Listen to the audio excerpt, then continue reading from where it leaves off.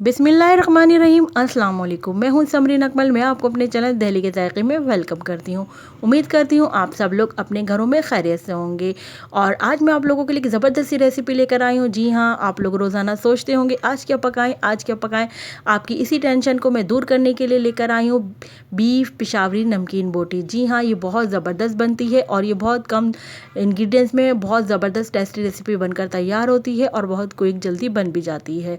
तो चलिए आप लोगों को मैं रेसिपी बनाना स्टार्ट करती हूँ बीफ पेशावरी नमकीन बोटी। अगर आप लोग मेरे चैनल पर नए हैं तो मेरे चैनल दिल्ली के जायके को सब्सक्राइब करें, बेल के बटन को ज़रूर प्रेस कीजिएगा, इससे मेरी नई आने वाली वीडियो आपको फौरी देखने को मिलेगी। रेसिपी अच्छी लगे तो लाइक एंड शेयर करें। सबसे पहले हमने कढ़ाई ली। कढ़ाई में हमने 1 किलो गोश्त शामिल किया है। 1 किलो हमने बोटियाँ शामिल कर ली हैं। मैं बोटियों का आपको साइज़ दिखाती हूँ। इस तरह की छोटी छोटी बोटियाँ बना ली हैं हमने।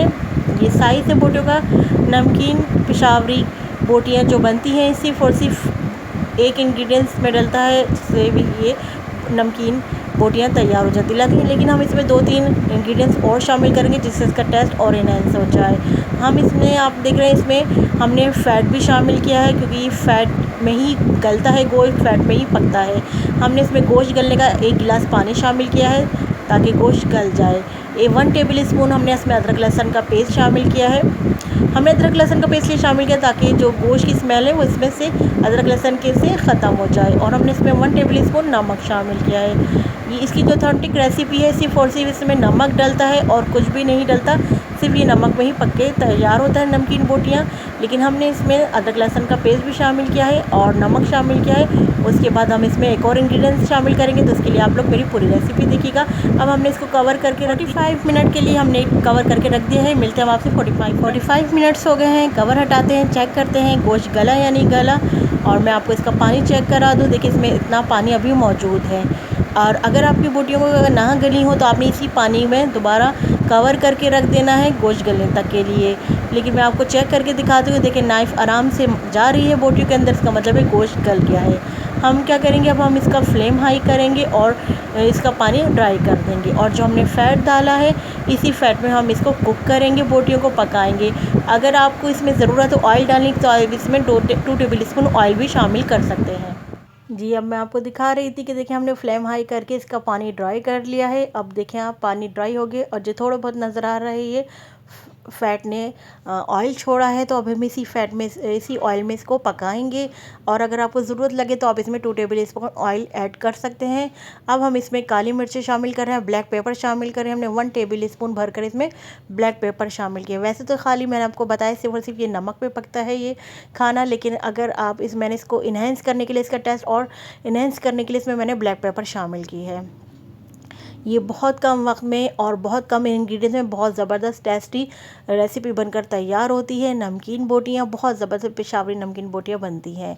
आप लोग ज़रूर मेरी इस रेसिपी को फॉलो करिएगा, आपके घर में भी बहुत मज़े की लगेंगी सबको।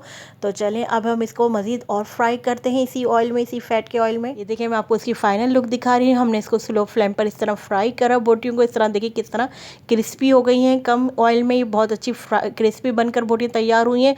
आप अगर इसमें ज़्यादा ऑयल शामिल करेंगे तो फिर इतनी क्रिस्पी नहीं बनेगी।